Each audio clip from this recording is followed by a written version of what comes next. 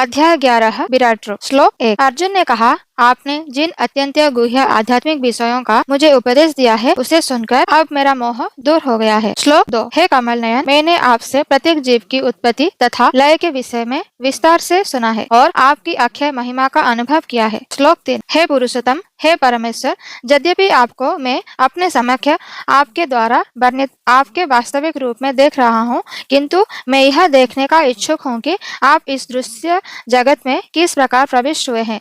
मैं आपके उसी रूप का दर्शन करना चाहता हूँ। श्लोक 4। हे प्रभु, हे जोगेश्वर, यदि आप सोचते हैं कि मैं आपके विश्वरूप को देखने में समर्थ हो सकता हूँ, तो कृपा करके मुझे अपना असीम विश्वरूप दिखलाइए। श्लोक 5। भगवान ने कहा, हे अर्जुन, हे पार्थ, अब तुम मेरे ऐश्वर्य को सैकड़ों हजारों प्रकार के दैवी तथा विविध रंगों वाले रूपों को देखो। श्लोक 6। हे भारत, लो, तुम आदित्यों, वसुओं, रुद्रों, अश्विनी कुमारों तथा अन्य देवताओं के विभिन्न रूपों को यहाँ देखो। तुम ऐसे अनेक आश्चर्यमय रूपों को देखो जिन्हें पहले किसी ने ना तो कभी देखा है ना सुना है। श्लोक 7। हे अर्जुन, तुम जो भी देखना चाहो उसे तत्क्षण मेरे शरीर में देखो। तुम इस समय तथा भविष्य में जो भी देखना चाहते हो उसको यह विश्वरूप दिखाने वाला है। यहाँ एक ही स्थान पर चर अचर सब कुछ है। श्लोक 8।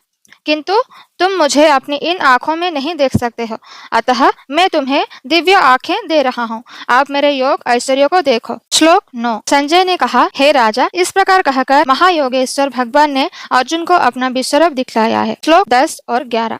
अर्जुन ने इस विश्वरूप में असंख्य मुख, असंख्य नेत्र तथा असंख्य आश्चर्यमय दृश्य देखे। यह रूप अनेक दैवी आभूषणों से अलंकृत था और अनेक दैवी हथियार उठाए हुए था। यह दैवी मालाएं तथा वस्त्र धारण किए था और उस पर अनेक दिव्य सुगंधियां लगी थी। सब कुछ आश्चर्यमय, तेजमय, असीम तथा सर्वत्र व्याप्त था।